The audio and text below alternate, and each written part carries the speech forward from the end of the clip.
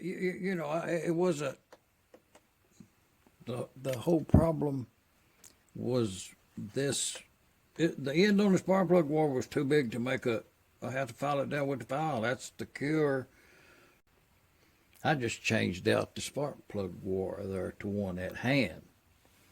So keeping an eye on that test plug up there, which is about 1/4 of an inch. And we'll put the rotational force against it. Battery powered drill.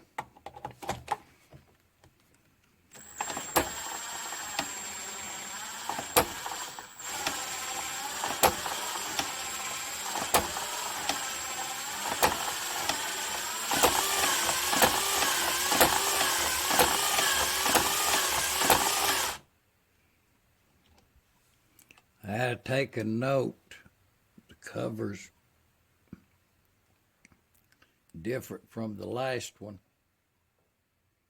Same spark produced. And then, with the lights turned low, y'all watch that.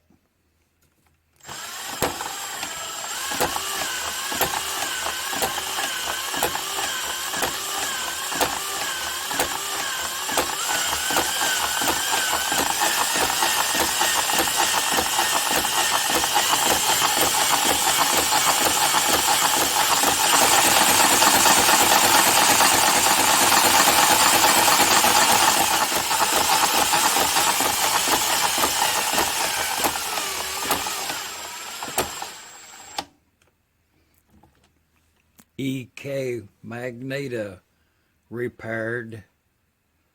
I have here in Middle Tennessee, the Geographical Center, something. Shop dog Sam. Hey, y'all come on back and we'll get some sparks out of one of them other ones over there. I'm going to try to clean up some of them covers there in a couple days with some tomato juice ketchup mixture stuff. See how to clean up some brass.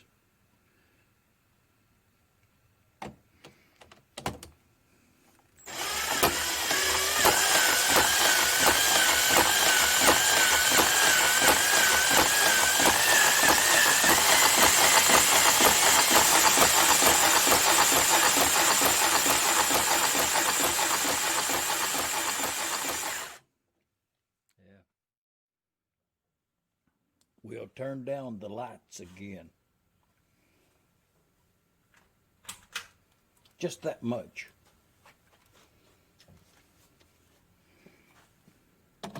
Sparks. Right up there.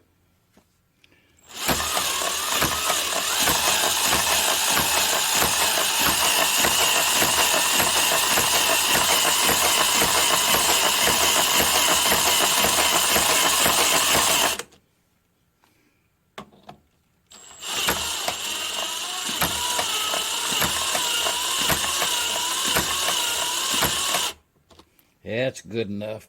Let's put some new covers on that one. At least repolished and a front cover. Some interesting.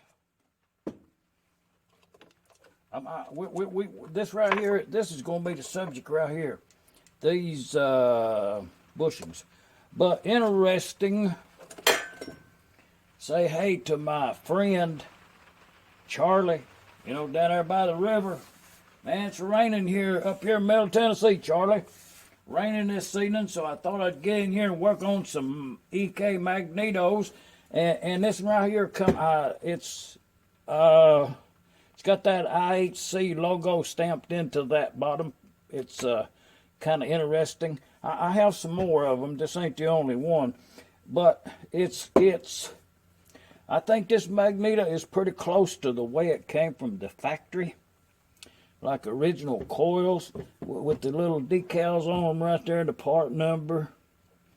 That's something 103.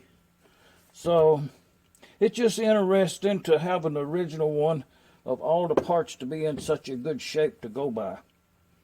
And we'll put some covers on that one, put it in use. the reason for the video, and we do have an option, and there again, you know, you have to make a decision at some point in time. Like this magneto has a WICO thing on the top up there. Also, it has one on the front cover. So if you put this on there, it would be a double tagged WICO. So I also have this option. It's got a kill button, and you don't use that on an M. You can't get your hand into the flywheel. So it's a decision to make on this particular one here, and possibly it could be original too with these yellow coils in there. That was real early, but I think these was an early replacement on this one right here, because I had to space them up a little bit to get them to line up with them lead out there in the ground on this part here. So I'm just saying, the comment on the YouTube channel there was about the size on these bushings right here. That's that part that's in that. Let's get one. This thing right here, that shoe assembly. This part right here is right in there. Actually, it's this way. So to know which one you have in your assembly, they're different. So to I should get something else. Where's that part at? You know, it's like chapter 8 in the textbook. You know, you have to get past chapter 8 before you can get to chapter 9. So let's just consider this another chapter in the fix up of EK Magneto. You know, they've done exceeded their lifespan, so you have to give them credit for working so well and to be restored or rebuilt and repaired and work so well thereafter. So a little what that was, intro to the comment that attaining, make sure I got all the props out here ready to go. Attaining to which one of these bushings did you know that you had, so you could order you a replacement one if it's worn too big on the inside. So, and this is just a few that I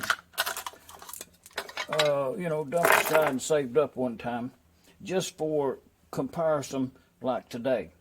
So this, and just, you know, if you only have one, it's kind of hard to know what you want if you got a big one or a little one. But if you got more than some, then you can tell it readily which is a big one and a little one. This is a little one.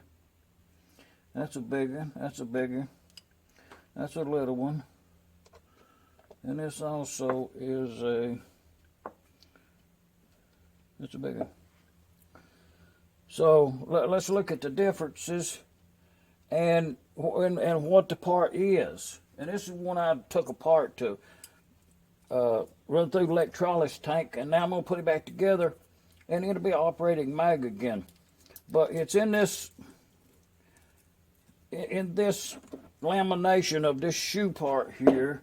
This part goes up in there, and then that captures it in there like that, like this. So, and to get it out, to get this out to replace it and to know what size you have, what you have to do is take it apart like this, vise it up here, clamp it up, and then unscrew this off here. I ain't got one. I have some somewhere, but I couldn't find them.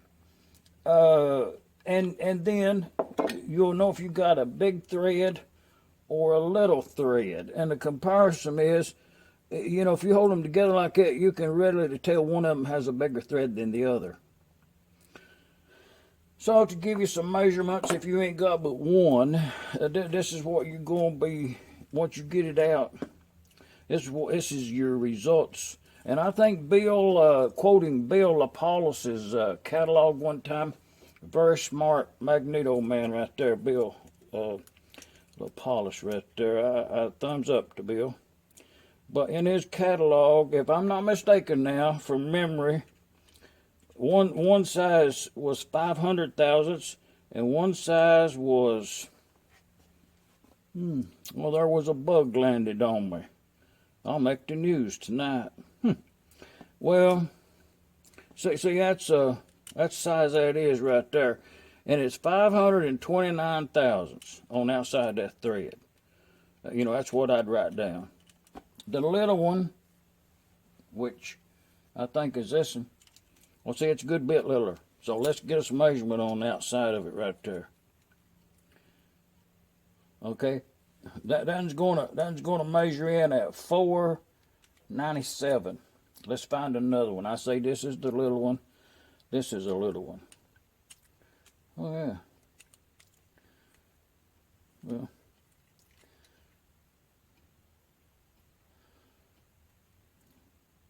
Okay, this one right here actually, you know, that's like 500 thousandths. Actually. And this one right here is the big one. Goes back to 530 on this one. This one was 529.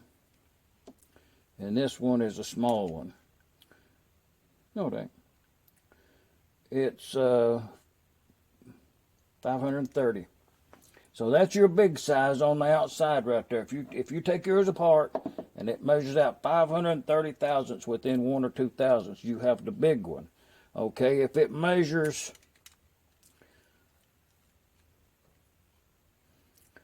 that's 496, but it's got rust on it. This one has that's 500. Actually, it's a little burr. It's like,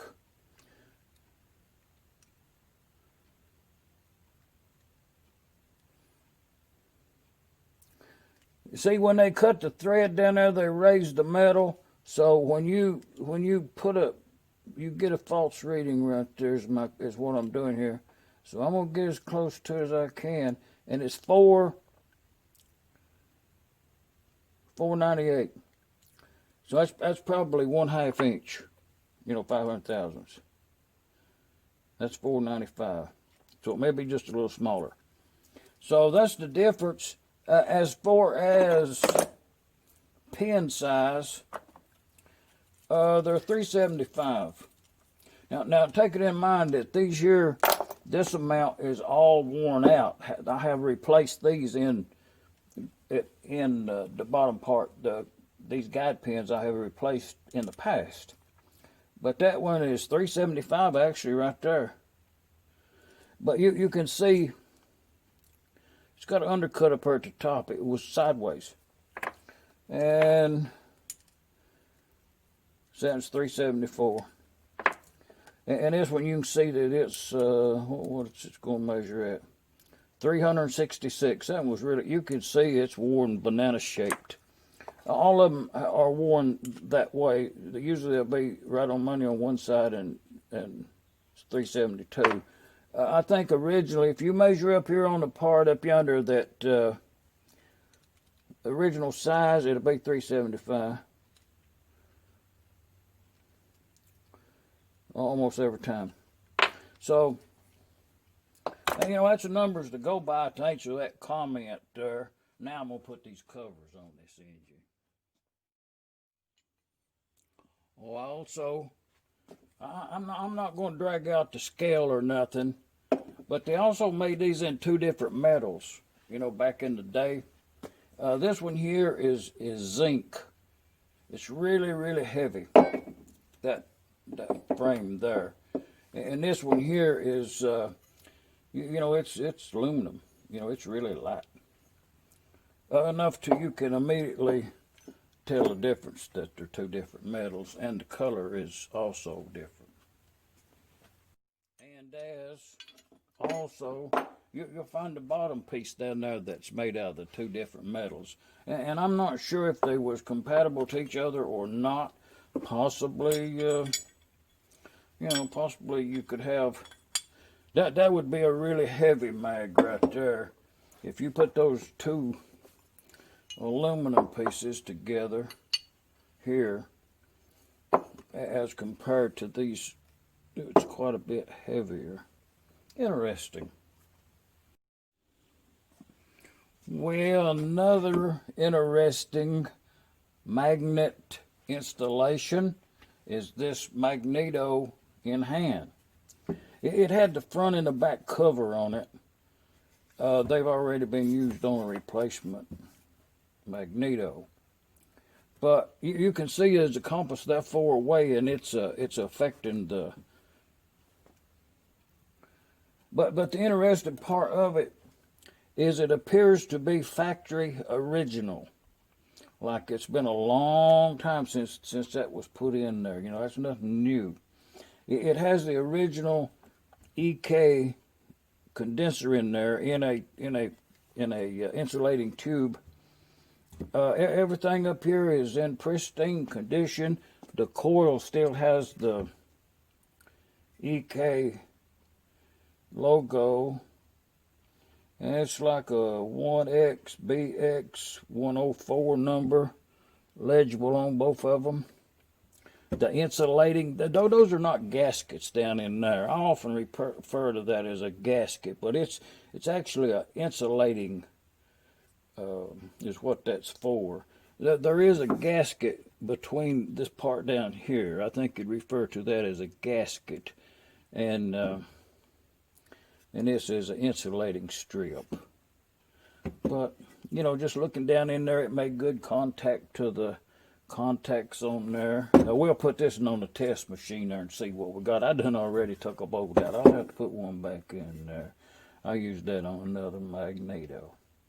Interesting to this magnet as to the fact that it's metal yonder. It's actually, well, we'll get the cover off and see what it is, but it only has a magnet in the center of it right there, and then those are metal, probably laminations, the best I can tell looking at them that way.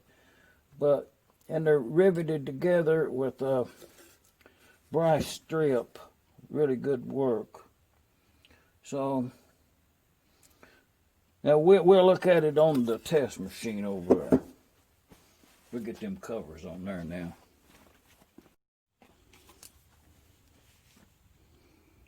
Same magneto with the covers on it.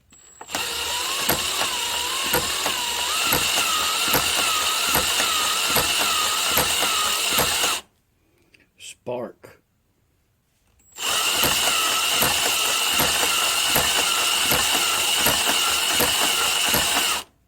Now let's get another one.